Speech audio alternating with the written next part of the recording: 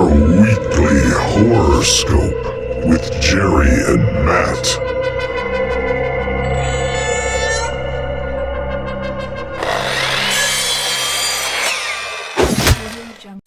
Audio Jungle. Welcome, horror fans. Welcome to another edition of the Weekly Horoscope. I'm your host, Jerry, here with my partner, Matt. And Matt, this week we're going to get into a subject that we've kind of dabbled in through some of our previous episodes. But this week we're going to talk about hardcore horror. Interesting subject. What do you think of this category? Well, the containment of violence is what keeps society glued together. And so when we see that unspoken negotiation broken in social situations, it just creates unbounded tension. And brutality in movies will typically display that tension creatively through its narrative and special effects. And while it's uncomfortable to watch for most people, there's always that philosophical element of what happens when social norms are deteriorated and we see people at their most violent. And I think these movies are just, perfect displays for creativity for that. Yeah, and creativity, I think, is the key word. And these films are not going to be everybody's cup of tea, certainly. And if you talk about hardcore horror, we've covered some that I would consider in that category, like Inside, Martyrs, Audition, perhaps. The one that disturbs me the most that we talked about has almost no blood and no gore, but The Girl Next Door is very hardcore on a psychological level. Yeah. And you think of, if you pull up a list of the hardcore horrors, you get, your Human Centipedes, and you get your Serbian films and things of that nature, which are all, and I look at it this way, and this is kind of how I summarize this subject. Horror, more than any other genre, allows creativity to flow boundlessly. And with that comes people pushing the envelope, and with that comes people maybe pushing it too far. But being against any form of censorship, like, have at it. If people want to watch Human Centipede, enjoy it. Like, I would never say you can't make a movie like that. Agreed. Whether I like it or don't like it's irrelevant. Like, the fact that it can exist is just cool and says a lot about the creativity in horror. And I'm always interested in just the special effects, right? Because I'm just, to me, it's like a magic trick. Tom Savini said that, first, but like it's that's what it is to me, right? It's interesting to see what they can do with the practical effects, and I think oftentimes in a lot of these movies, they're kind of just trying to push the envelope with what the special effects they can do. Yeah, and in this category also there are films in it that are almost on a snuff level, underground type of films.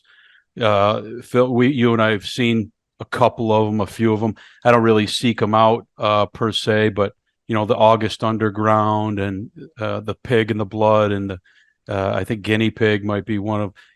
I can't say I've seen any of those, and I can't speak to their artistic merit, but from what I read, it's negligible.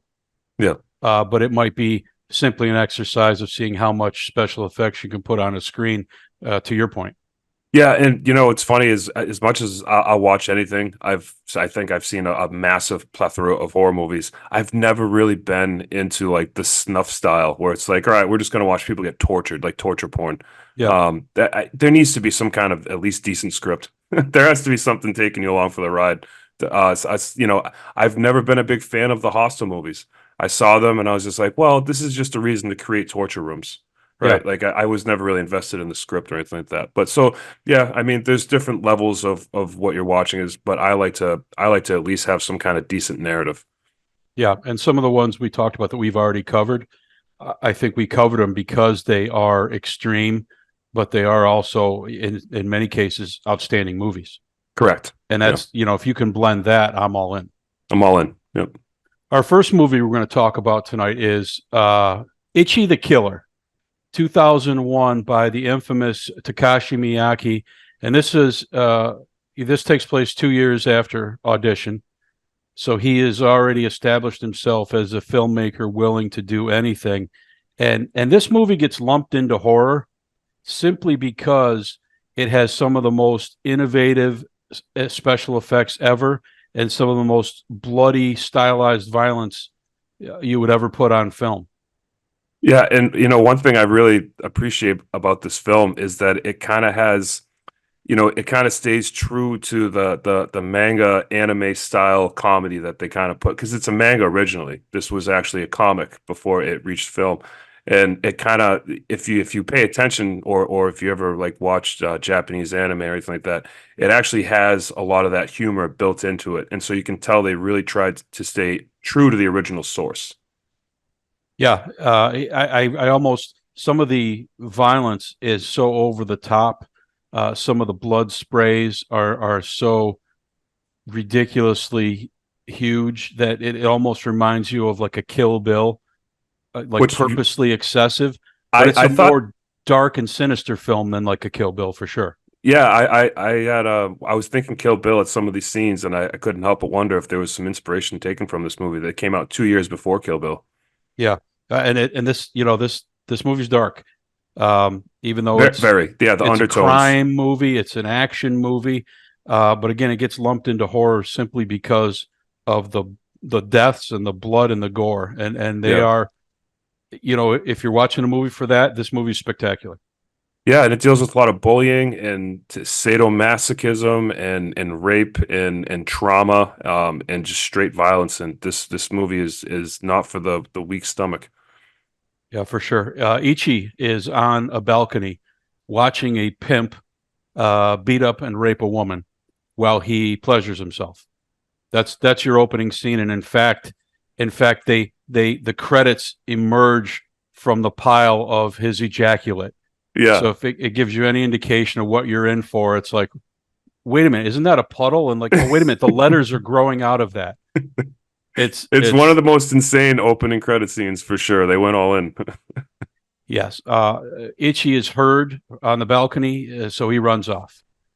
Crime boss Anhyo is murdered, and his murder is it just copious amounts of blood and guts on the walls and the ceiling. Like the whole ceiling is covered with blood, and there's entrails and body parts all over the floor, and money is missing. So we find out that he was a crime boss, and Kakahara is his crazed, violent enforcer who sets out to find the boss. And he's also this like Joker-esque type character where he's got like the slit marks right up here for like the giant smile for where he was like cut.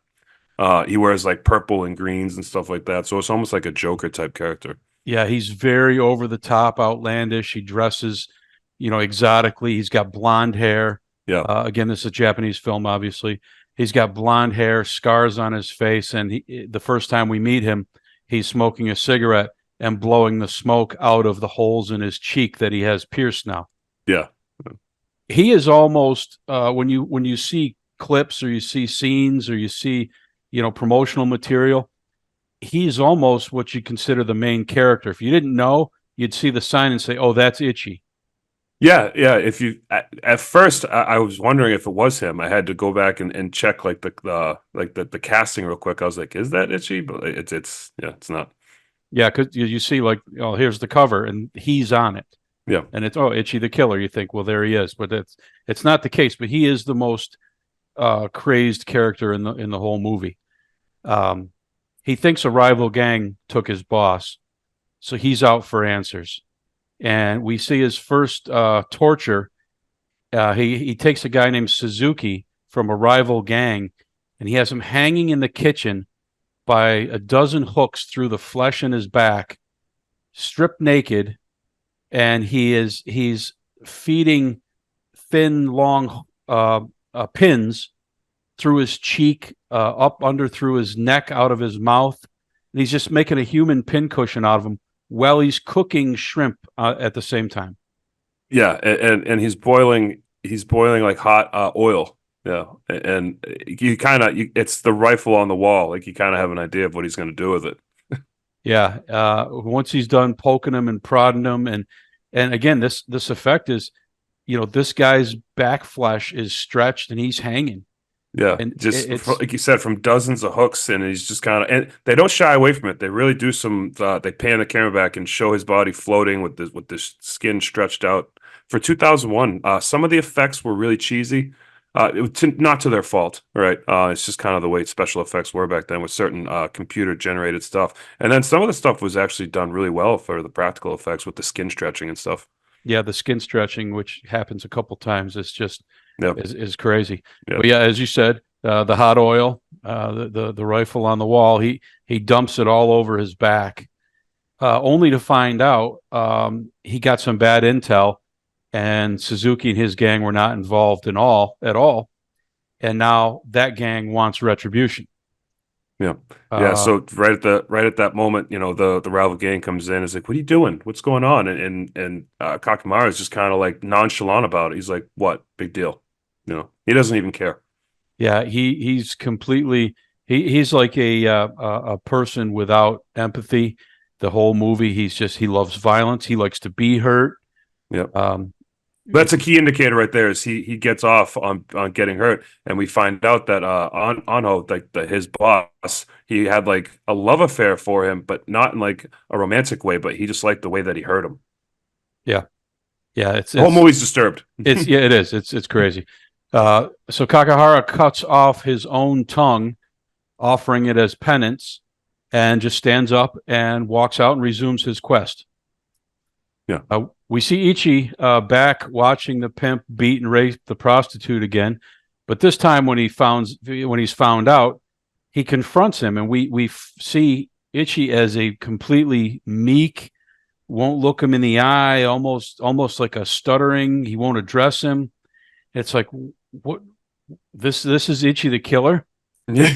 And finally, after enough prodding, he cuts the man in half with a blade he has installed in the bottom of his boot, and one swift kick. And it is it's very reminiscent of where the troglodytes pull the man in half. Yes. Yeah. Yeah. From Bone Tomahawk. Yeah. The guy splits right in half, now, only from the head down. Yeah, I mean, like I said, the computer effects, it's actually kind of more funny than anything. Right. But I imagine if they could remake this I mean, it's brutal. They show him like from, kind of reminded me of like the original Resident Evil movie when the lasers cut the guy in half and all of a sudden his body starts to slide off. Like it was kind of like that, but sideways. Yeah. Yeah. So this time, the guy's dead, and now the woman is there, and he tells the woman that I'll beat you now. Like, it's not like I'm here to save you, rescue you, get you out of this life. It's like, okay, my job is now to beat you. Yeah, and when he was watching it, when he jumped in to save her, like he kind of checks his private area because he was erect. Like this is actually he's mentally disturbed. This is the type of stuff that gets him off, whether he realizes it or not. Yeah, we learned that Ichi is a meek and timid man. Except when he becomes aroused, he turns into a maniac killer. Right. So he ends up accidentally, the woman comes at him and he kind of tries to fend her off, and he cuts her neck. And this is one of the, she staggers against the wall and the blood is spraying. It's like somebody turned on the lawn maintenance, and it's just going. Sprinkler, yeah. It nonstop. And that's the stuff that reminds me of the Kill Bill, right? Exactly. Like, that's when I made that note. Yeah. Because of his actions, Kakahari is kicked out of the crime syndicate, but Anhyo's entire gang goes with him. They follow him. Suzuki wants him dead and offers an older man, Gigi, money to have him killed. We find out Gigi is kind of the one manipulating everybody, and he's turning all the crime bosses against each other and using Ichi, the meek and mild killer. He's controlling him by planting false memories in his head to confuse him and get him to do his bidding. Yeah. So it's kind of like at this point you start to realize like he's kind of being hypnotized, right? Like it's like he's this meek, like quietly, he's been abused, he's quiet, just wants to sit there in his PJs and play video games. But then he has like hypnotic triggers that set him off. Yeah, and I the narrative is not always easy to follow. It's very complicated narrative. Yeah. And at first I started thinking, well, this is like an Italian film with a strung together series of beautiful set pieces without any coherent ties. But I was wrong, because as I dug deeper and watched more, it actually does tie together. It's just a little hard to follow at times. There's a lot of bullet points in the plot. It's not simple. Yeah, for sure. We see Ichi protect a young boy who is Kaneko's son, and Kaneko is part of the Anhyo gang, and he later protects Ichi as kind of a thank you for helping his son, not knowing who he is. Right. So Ichi attacks a lair where there's some members of the Anho clan, and this was kind of a cool effect. You see blood spraying out of the door, and ridiculous amounts of blood, but you also see a whole intact face sliced off like it was cold meat at the butcher. Yeah. At the deli, and it just slides in the blood down against the wall. And I thought that was cool. Yeah, it's just like an inch segment, but contains the entire face. Yeah, I thought that was well done. And again, it's crazy bloody, but it's humorous because it's so crazy. I think a lot of this movie is, to me, maybe I'm just crazy, but the way that it's just the Japanese style, that the way they did certain things, to me, just had certain elements of humor that they kind of slide in there if you're paying attention. Yeah. Kakahari continues torturing people looking for answers, including there's a scene with in a club where he's pulling a guy's face and it's stretched just like the hooks in the man's back. Yeah. And the guy whose face he's pulling has a woman, Karen, and she comes, and you think she's going to like interfere on his behalf, but Karen is sick and twisted also. And all she does is get on the other side and pull the other cheek, so they're ripping his flesh in unison. Yeah. And she's asking, "Can I be your girlfriend now?" Yeah, I'll be your woman now. Yeah, like, okay. Is anybody in this movie sane? No. And the answer is no. And this is one of the funny things in this movie is it's like when Kakahari's doing all this stuff, like throughout all these crazy scenes, you always see the other tough guys going, "Oh, this is terrible," but they're supposed to be the Yakuza tough guys, right? But they're disgusted with this higher level like stuff that's going on throughout the movie. It kind of adds to the humor. Yeah, he's beyond what reasonable killers would do. Yeah. Reasonable killers. Yeah, exactly. Well, yeah. Kakahari enlists the help of a corrupt set of police twins who start torturing members of Gigi's gang looking for answers. And this was to me where the plot started to get a little confusing. Mm-hmm. Because like they brought in all these extra people, and this gang's going after this gang, and it was just like it was a little unclear to me at times. But still, you can't take your eyes off the screen because you don't know what's going to happen next. You're just kind of enjoying the ride. It has good pacing. It doesn't even care if you follow. It's like, just watch the next scene. Yeah. Gigi gets Karen to seduce Ichi by pretending that she is the raped woman from his memory, and she comes on to him, and you see her like get on her knees in front of him, and you see the confusion on his face, and she wants Ichi to rape and beat her, and he gets confused and kills her in another neck spraying mess. Yeah, the trigger gets she doesn't realize he gets triggered, that he's going to get triggered, right? So she's trying to do what she does and trap him, and doesn't realize his triggers because no one knows what's going on with this guy. Right. He's an enigma. And so she thinks she's going to seduce him the way she seduces people. Yeah. And by doing so, she all of a sudden realizes what she's done. And he's like, "Oh, this is my game. This is what I do." Yeah. So as soon as he gets turned on by this, he was like, "Okay, this is what I do." And she's like begging, "Oh no, I didn't mean for this to happen. Please don't." And he's like, "Too late." Yeah. She's doing what has worked for her to this point in life to get her way with men. Yeah. And doesn't realize you just came across Ichi the Killer. the twisted man. Yeah. So Gigi tells Kakahari that Ichi is coming to kill him, and one of Kakahari's henchmen tracks Gigi down, and Gigi appears to be an old man, but then we see Gigi is muscular and strong and kills the man.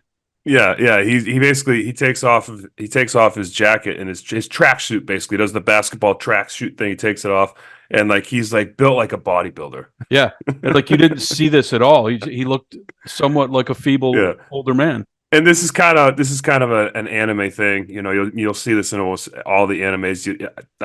I'll reference something like Dragon Ball Z, where Master Roshi's the old man and then suddenly gets jacked. Hmm. Yeah. It's a funny trope. I laughed. I was like, all right. Ichi arrives at Kakahari's lair and kills some more henchmen, and there's severed limbs and impaled faces and severed heads and blood everywhere. And we end up with Kakahari, Ichi, and Kaneko in a rooftop chase. And Kaneko follows them up because his son tells him, "Hey, that's the guy who saved me." Yep. And he works for Kakahari, but he's torn because this is the man who also saved his son. So he's kind of torn, but he follows them up to a rooftop climax, if you will. Ichi has been programmed by Gigi. He thinks Kaneko is his brother, so he stops fighting. And he's like, "Why would you do that, brother?" When he pulls a gun on him, he's like, "Brother, why would you pull a gun on me?" And he keeps approaching him, and Kaneko ends up shooting him through the leg. Yeah. That's the second time that happens because earlier in the movie, when Kakahara he's interrogating one of the guys that they found from the gang. His head is in a TV. They have him locked up in a busted TV, and he's calling Kakahari his brother, right? So I don't know if they're actually related or if he's just calling him that as like a gang thing. Yeah, yeah, It's never clear, but yeah, right. the second time this happens in the movie. Yeah. Oh, in response to getting shot in the leg, Ichi slices his throat with the boot blade. And unlike the typical spray that we've been seeing, this one just runs, Like a gurgly, coming out. but just keeps running. Like it runs and runs and runs and runs Yeah. and never stopped. And then naturally, when that happens, you walk towards your son and traumatize him for life. Well, yeah, we see the son had come up the stairs to follow, and sees him die, and Ichi apologizes, and the lunatic Kakahari is upset because he still wants to fight. Like, Yeah, he wants to get beat up. this pain and torture and whatever was going to happen. This is what drives him. Right. He's like, you're supposed to be the most infamous killer. Bring it. Yeah. He wants it. And the kid runs up to the fallen Ichi and is just kicking him repeatedly for killing his dad. And he's screaming and yelling, and Kakahari can't take the screams anymore and takes 2 long needles and skewers his own eardrums. And then it goes silent. You hear it like silence, through the audience, and then he kind of looks up. And there's something happened visually as a clue here that I'll talk about in a second. As soon as he punctures his eardrums and the sound drops, the camera, the tone and the shading of the film actually changes a bit. And if you catch it, you figure out there's a reason shortly. Ichi is now up, and the boy is dead. And Ichi comes at Kakahari and buries his boot blade right in the middle of his forehead. And Kakahari falls. He's on the railing, and he wavers. Yeah. And he falls through all the stairwells to the bottom of the building, dead. And Gigi's there, and he approaches the falling body, and we see him move his sweep of blonde hair, and there's no cut in his forehead. And in his desire for this violence that never came, he hallucinated the boy's death and hallucinated Ichi attacking him. On the roof, we see the boy continuing to kick the falling Ichi. Yeah. So the tone switch and it was subtle, very subtle, dramatic, but it suddenly got a little more gray and a little more blue, and that was basically Takahari's hallucination. Yeah. Yeah, which was, I had to kind of rewatch that twice. This movie, in my opinion, has to be watched more than once to catch it all. It's very thick plot. It is. We cut to years later, an undefined amount of time. We're in a park, some kids walking through the park, and we see Gigi's dead body hanging from a tree in the park, and an older boy, Kaneko's son, Yeah, the son. turns back and looks at the hanging body emotionlessly and just keeps walking. Yeah. So we get the vibe that for orchestrating all of this that caused the downfall of his father, that the boy has now gotten his revenge on Gigi. Yeah. It's a complicated movie. It's very complicated. But it has a lot of great special effects. I think it has some good humor in it. Um, I genuinely enjoy this movie. It's over the top violence. But I think it's done well. It's crazy. It's not everyone's cup of tea, but if I walk in the room and someone's watching this, I'm like, oh, this movie's crazy, guys. Pay attention. It's nuts. Yeah, you don't want to miss anything. I will say, I think there's a case to be made. The first hour, and this is a long movie. This is 2 hours and 9 minutes. Yeah, it was originally shot on a 16 mil, I think. And I do want to give a shout out to Peacock, because Peacock has this film completely restored with director's approval of the version they have. It's not some chopped up streaming version that you tend to see sometimes. Beautifully restored in 4K. Yeah, that's the one I watched. So yeah, I was like, okay, hats off to them for doing this, because you hear a lot of streaming services, particularly with movies that get into the hardcore area. They show them, but you're not seeing the real movie. Yeah, cut up. And I have the DVD, and you had gifted it to me a couple of years back, but I have it. I have it boxed up right now because I'm in the middle of moving. But yeah, I remember. Yeah, and I think that's the unedited director's cut as well. Yeah. But yeah, beautiful restoration. So Peacock did a good job. The only thing I was going to say is, about an hour in, like, I'm fascinated by some of the things on the screen, some of the disturbing things. I do think you almost get numb to it, because there is some repetitiveness to the spraying neck. The first time you see it, you're like, holy cow, that's spectacular. Some of the severed heads, and it does get to be a little bit repetitive and nothing new to the table. That said, that it brings 20 new styles of death to the table. It just repeats them. Yeah, but not only that, but it was 2001. So a lot of this was just being done. We're 20 years later. We're 23 years later. Yeah. So we're also a little jaded to this kind of stuff. Back in 2001, this was like, whoa, what? Yeah. Right? We weren't seeing a lot of this kind of bloodbath. It was kind of, there's one scene when Kakahari, he picks up this like long like intestine, and he was like, isn't it crazy that people are just made up of long tubes? And then he just throws it. Yeah. Right. And it's just like, it's just sadistic, like, and the henchmen are like, oh, right. And like, we're the audience with the henchmen going, yeah, we're bad, but we're not that bad. It got a lot of humor in it like that. So I think it's well done. Yeah. Yeah. No, it is. And there's another I scene. still thought plenty of the kills were innovative and crazy disgusting and done very well. I just did think some of the bits were like done over and over. It gets repetitive. It does get repetitive in a 2-hour movie. And there's this other scene where Ichi's killing a room of people, and you don't see him killing anyone, but you see blood splatter, and then right after the blood splatters on the wall, white stuff splatters on the wall because he gets off on killing people. Yeah. And it's just this. It's a subtle effect, but it just makes you laugh. Like, oh, this is how he gets off. Yeah. It doesn't make sense. Right. No. It wouldn't. No, it doesn't make any sense. Yeah. I gotcha.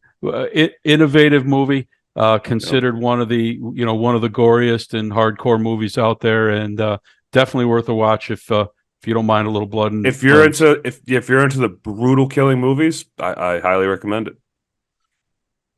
Our second film in hardcore horror is a movie called Dead Girl from 2008, directed by Marcel Sarmiento and Gady Harrell. And this movie, it starts with typical high school misfits, outcasts, Ricky and JT. They sit around staring at girls that are from the other side of the tracks that they're never going to even talk to him, and fantasizing. Funny little tidbit. Ricky, who is Shiloh Fernandez, goes on to be in Evil Dead, the 2013 remake. Yeah. Yeah. Yeah, I saw the name and I'm like, I know that name. Yeah, me too. One day they skip school and they break into an abandoned psychiatric hospital, which, if you've ever seen a movie, the last place you want to break into is an abandoned psychiatric hospital. They're vandalizing, goofing off, drinking, smoking, troubled high school kids who are just doing unsupervised teenage punks. Yep.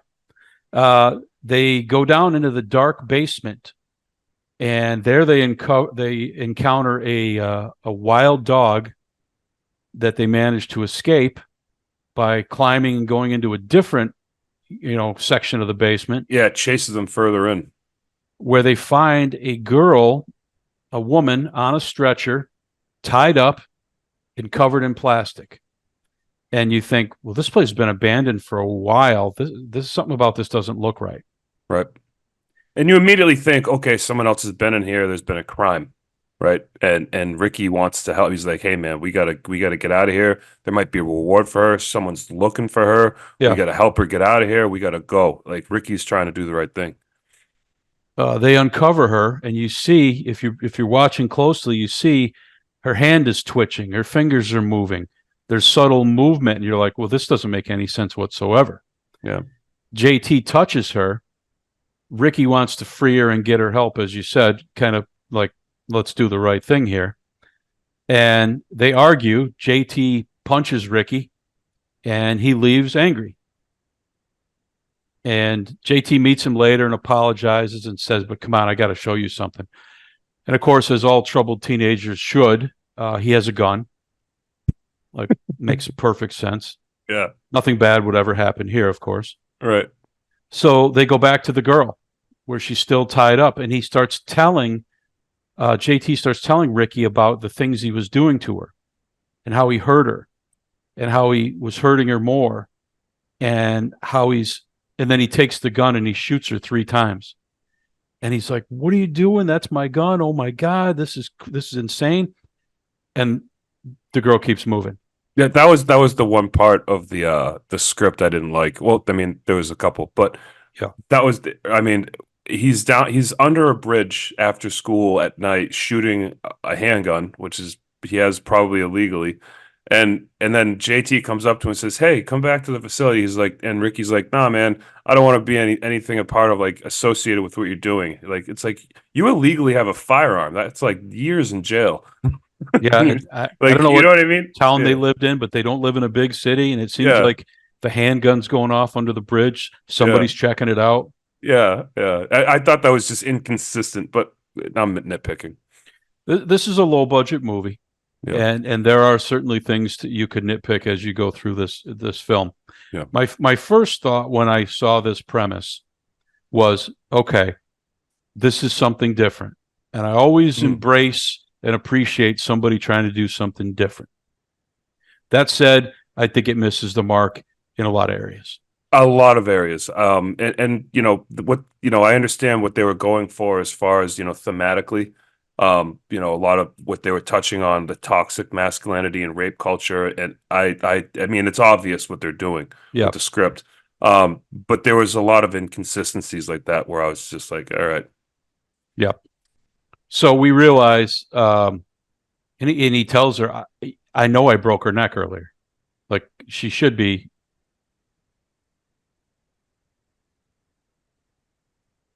He's like, I know I broke her neck earlier. She should be dead already. And it's like, so we, okay, she's a zombie. Now this makes it a whole different movie than what we thought we were seeing before. If you didn't know going in. Some kind of experimentation or something. And says, look, she's already dead and she's ours to do with as we please, which has sinister connotations to it as soon as you say it. Absolutely. Yeah. Ricky's hesitant, but agrees as long as it stays between the two of them. It's our secret, which is another problem I have with this movie. There's not one redeemable, likable character that's anything other than a horrible stereotype in the entire movie. Yeah, agreed. There wasn't a lot of depth. In the beginning, you think Ricky's character is going to have depth. He's just like, all right, he's going to have some kind of redeeming qualities and try to do something, but he's just continuously part of the problem. Yep, exactly.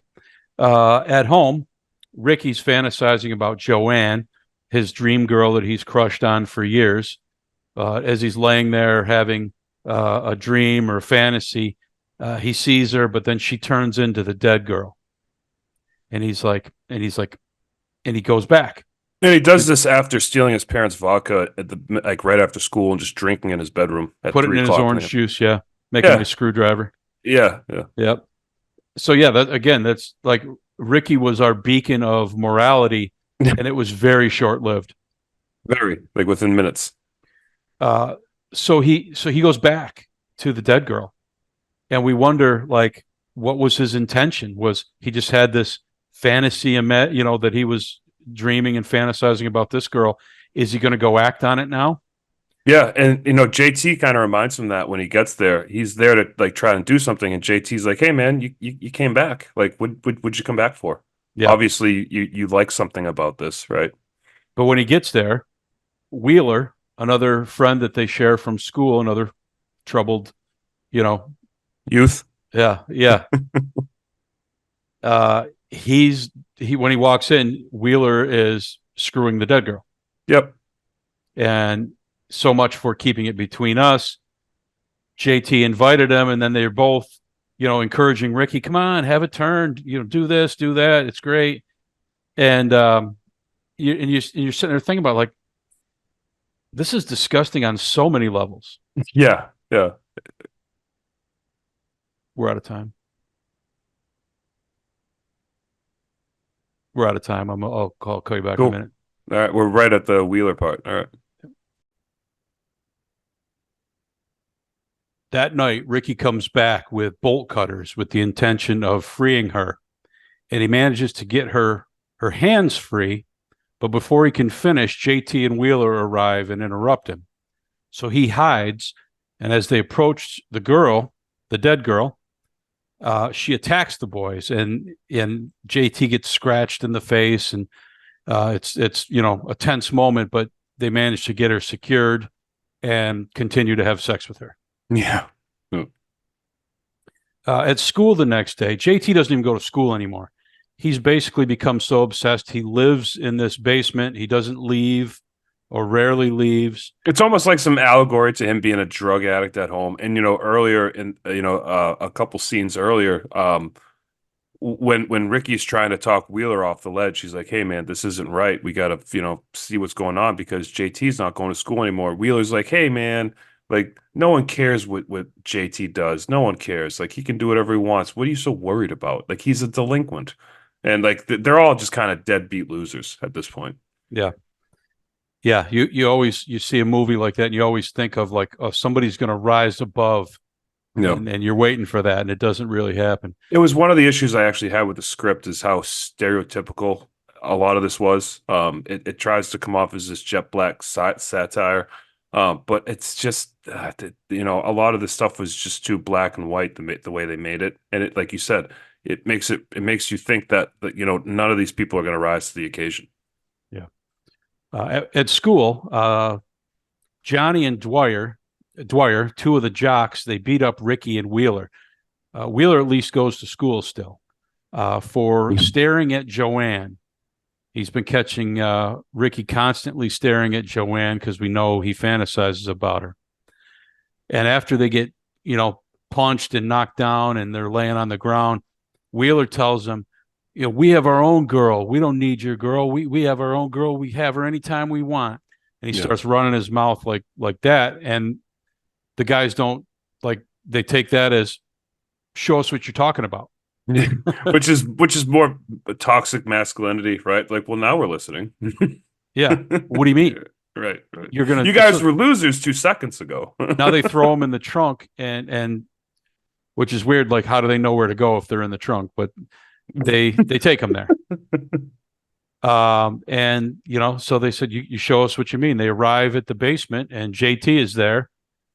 And of course, he tells him that, oh yeah, no, she's well. Like, why is she chained up? Like, oh, she's into S&M. Like, she loves it, which I thought was a pretty good cover. Yeah. I mean, in that situation, it's probably the only cover. But the girl has 3 gunshot holes in her abdomen. The smell is probably And awful, is- which they mentioned earlier. Yeah, they mentioned she's starting to stink, and which must be from the gunshot holes because obviously she was there a long time before they showed up. Yeah, that's what they say because the smell's really bad earlier, and JT kind of puts his fingers through one of the bullet holes.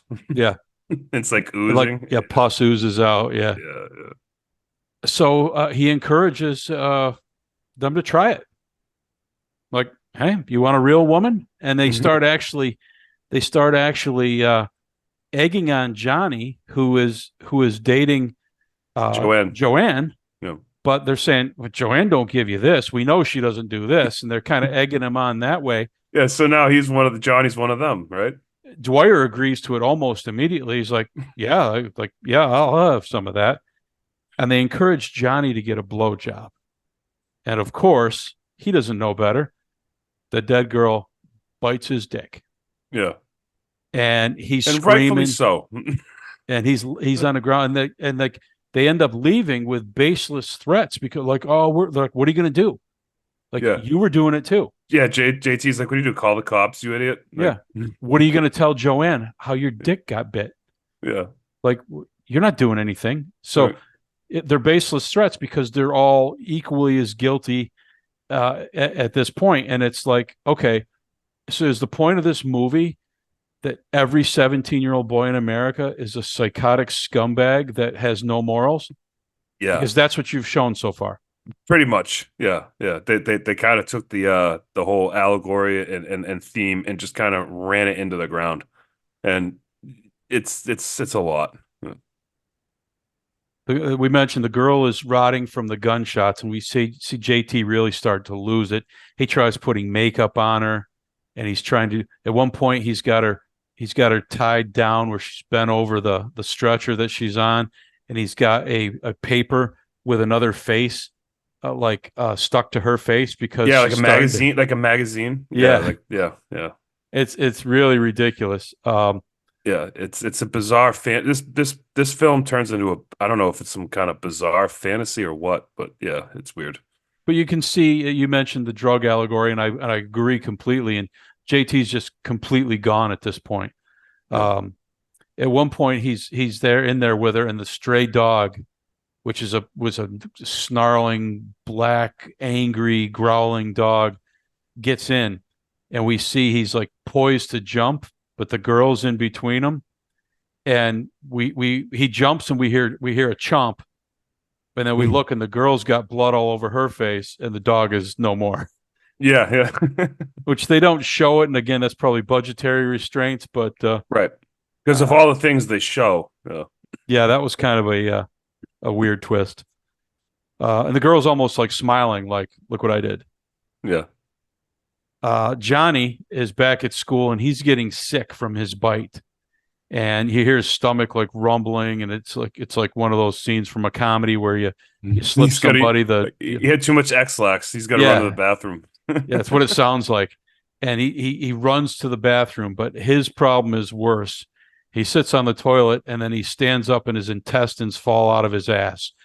He's completely rotting from the inside. Yeah. And when he receives this news, JT realizes that with a bite, he can make another dead girl that's not rotting. Yeah. And so we've gone into George Romero territory, right? Yeah, but we've quickly even escalated this perverted young man from, rape, torture, can't say kidnapping because he didn't put her there, but he certainly leaves her there. Yeah. To now he's just quickly will graduate to abduction and what amounts to murder. Yeah. Without any thought whatsoever. And bad enough he makes that leap, Wheeler's right along with him without questioning it. Yeah. There's no real character development or more moral lines being drawn at all in this movie. It's just they just jump from one horrible thing to the next. So JT and Wheeler go out and they go to a gas station. They're stalking for a girl to abduct. And in my favorite scene in the entire movie, a girl comes in to get gas, and they're going to try to sell her weed. And they bring her over to the back of their car, and she's like, "Where is it? I don't see anything." And they mention that like she's thick. In fact, JT has the line that there's enough cottage cheese coming out of that ass to feed Ethiopia, which was a very juvenile but kind of funny line. Yeah. But this girl, I said there's no redeeming characters in the movie. This girl might be the only one. I agree. Because they hit her in the head with a crowbar. Yeah. She's like, okay, there's somebody to root for. They hit her in the head with the crowbar, and you're expecting her to drop, and the blood starts running down the crown of her skull, and you're like, almost like that scene where like in the in Ichi where he gets split in half, and like he's kind of looking for a second, like you think something really bad's gonna happen. Yeah, like she's about to drop, and they're gonna succeed, and instead, she kicks the crap out of both of them. She beats both their asses. She's just punching them, kicking them, knocks the crap out of them. I love it. It's not only that, but she mounts them and starts and continues to beat. Like doesn't just like push them away. She mounts them while she's on the ground and says, "Okay, take this," and just keeps beating the hell out of them. That's my favorite scene in the movie. I agree. It's mine too. Yeah, it made me laugh the most. I was like, yeah, I was rooting for her. I was like, let's put an end to this. Yeah. These guys deserve to have their ass beat. Oh, more than that. So they get back in the car, and now they're kind of like licking their wounds and like, well, that didn't work very well. Yeah, like two idiots. And while they're doing this, fate hands them a gift. Joanne shows up, wanting to know what they know about what happened to Johnny, and you could hear the line before he even said it. He's just like, you see JT's evil mind. He goes, "Better yet, we'll show you." Yeah. So it's like it's obvious where that one's going. Yeah, that's what they do in this movie. They just keep bringing people in. So they plan on making Joanne their new girl, and they also think that this might bring Ricky fully into their side, because that's his girl, right? It's what he fantasizes about. Ricky's had enough. He gets a machete and he heads to the basement. He wants to end this. He arrives and finds Joanne is tied to the dead girl, and they're both standing up now. Yeah, and it's almost like the good, the bad, and the ugly, where there's this standoff at the end, right? Yeah. The three of them are all in a triangle around the two girls, like talking it out. And Wheeler starts to grab Joanne. He starts to feel her up, and even JT's like, "Bro, you shouldn't be doing that." Yeah, well, he's the baddest of the guys, and he's like, "All right, you're kind of losing your mind here. This is a bad idea." Well, because Ricky's standing there with a machete, and he knows how Ricky feels. Ricky hacks his hand off. Yeah, and Wheeler's on the ground, like holding his stump, like, "Oh, what are you doing?" Well, they're suddenly surprised, as if he didn't realize 2 seconds ago what he was doing. Yeah. Like, wait a minute, you just tried to abduct one girl and abducted another girl, and you suddenly are like, hey, that's beyond the line. Yeah. That's pretty much what this movie is. Yeah. And I'm sitting there with no sympathy, which is also pretty much how I felt through the whole movie, right? Yeah. So tied back to back, Joanne manages to free the dead girl, who's now completely unshackled, and she attacks both JT and Wheeler, and then runs out, breaking through a locked door, just busts through it. And the film leaves me with one question: where'd she go? Because it's never again addressed. Is she beginning of the zombie outbreak? Yeah, at the very end, it shows her waking up. It shows her waking up in a bed tied up. So I think like maybe she might have become the new dead girl. I'm talking about the dead girl took off. Oh yeah. I'm thinking of Joanne. I'm sorry. Yeah, Joanne is tied up at the end. Yeah. I don't know. Spoiler alert. Yeah. So where'd this zombie girl go? Like, Were they planning a Dead Girl 2 where she starts the zombie apocalypse? They don't. I don't know. They don't. I agree with you. I have no idea. That part left me baffled. I was just like, oh, okay, It's she a going thread into they the don't pull, sewers. and it's just hanging there. Yeah, yeah, So while all this is happening, Ricky wants to get Joanne out of there, but he turns and JT has stabbed her in the back, put a knife right in the middle of her back, and he tells Ricky that he did it for him. He says, "Bring her here, let me bite her, and she can be yours forever." And Ricky's like, he's not doing it. He's like, no. And he's telling her, "I'm going to save you from this." And she's hurt and she's struggling.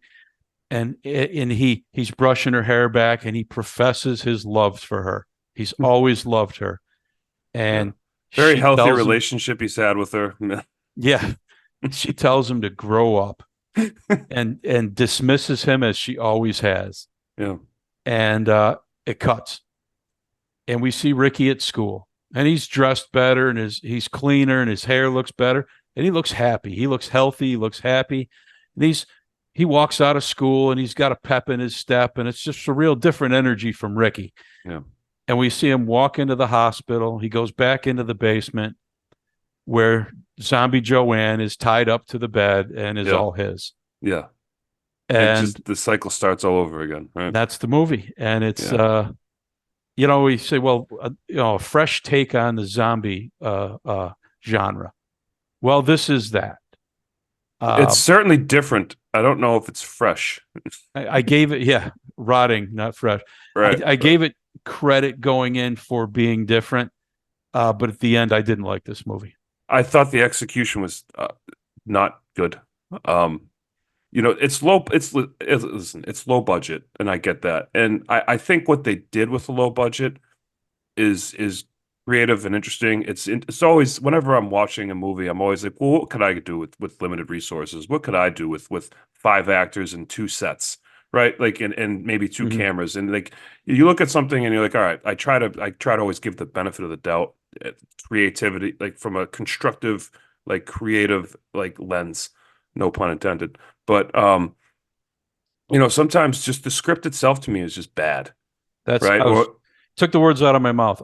Like Yeah. all the rest of it, like I don't like if you don't have special effects budget to show her eating the dog. I don't care. I thought some of that stuff was good. Yeah, perfectly. Yeah, without showing it. Exactly. I thought the shots were good, and like like cinematography for their budget, it's all fine. Like what you're watching, you're watching a low budget movie, that's fine. But the script, I thought was it falls flat and then it falls flatter. Like it just keeps falling flat, and I'm just like, this just gets worse. The character development is, and I'll even say the acting was good. It was good. Decent. A lot of these the 2 actors, JT and Ricky, they went off to do a lot of stuff. And they're good actors. Not taking anything away from them. Joanne changed to a blonde and was on my wife recognized her. She's like, that girl's been in something else. She's a pretty big star, which I didn't. She was on some show that she had watched, and I looked, and she did like 4 seasons of this show. Yeah, they did well. Yeah, all the actors did well. It's really the character development, the believability of the moral conflict or lack thereof. Like this could have been where this moral conflict brewed, and these people, the tensions rose. As could have had good dialogue and interesting conversations could have happened, right? Like you could have had some interesting conflict and character development, and some conversations could have been held around this toxic masculinity that they skirted around it, which I understood they were trying to do, and they just never had any interesting conversation. They never had any interesting dialogue. Yeah. I'm sorry, but the jock is going to beat up the losers stuff to me is just I had no interest in that. Like Johnny being the jock and talking to my girlfriend, man, it's like that stuff doesn't happen. Let's get out of here. You know what I mean? Like a lot of that stuff to me was just like, what is this 1982 movie? Like I just Revenge of the Dead nerds. Yeah. A lot, very very cliched. All the characters are morally reprehensible. All of them. They have idiotic dialogue. There's nobody to root for. I guess you could root for the poor dead girl, but you also know she's a zombie. So, what kind of future does she have? The boyfriend, the mom's boyfriend, Clint, who's there. He's the only one trying to do anything redeemable, and he's an idiot. Yeah. And he's the only one going, I'm just trying to help, bro. He lost his apartment and is and he's a basically drunk, freeloading. and he's the only one that has a moral compass. Yeah, he tries to help, but yeah, He it's just tries. it's an interesting, unique concept Yep. that could have been handled much better, but what you got is pretty poor. And is it hardcore? Sure. Is it subject matter that a lot of people would be uncomfortable with? Absolutely. Absolutely. It's not a movie I'd ever watch again. No, no. And I had seen this before. Right. I had seen it too. Yeah. And you know, it deals with one of the edgiest subjects you could possibly deal with in society. And I think that's where the train stops as far as it just kind of falls flat after that. It's like, all right, here's this edgy subject. What are you guys going to do with it? Write a terrible script? Okay. Yeah. You know? Yeah, that's what it boils down to. But definitely edgy. It does have its unique parts. It's gruesome at some areas. There's some gruesome parts to it that are very uncomfortable. Yeah. I guess the highlight would be Johnny's innards falling out of his ass. Yeah. That's probably a thematic highlight, but yeah, hardcore, but misses the target for me. Yeah, agreed. All right, well, that is our show on hardcore horror. That wraps up this week. We appreciate you listening or watching as always. We are the Weekly Horoscope. We'll be back with another subject next time. I'm Jerry, that's Matt, and we'll see you again. Thank you. All right, thank you, Jerry. Thank you, everyone. Your Weekly Horoscope with Jerry and Matt.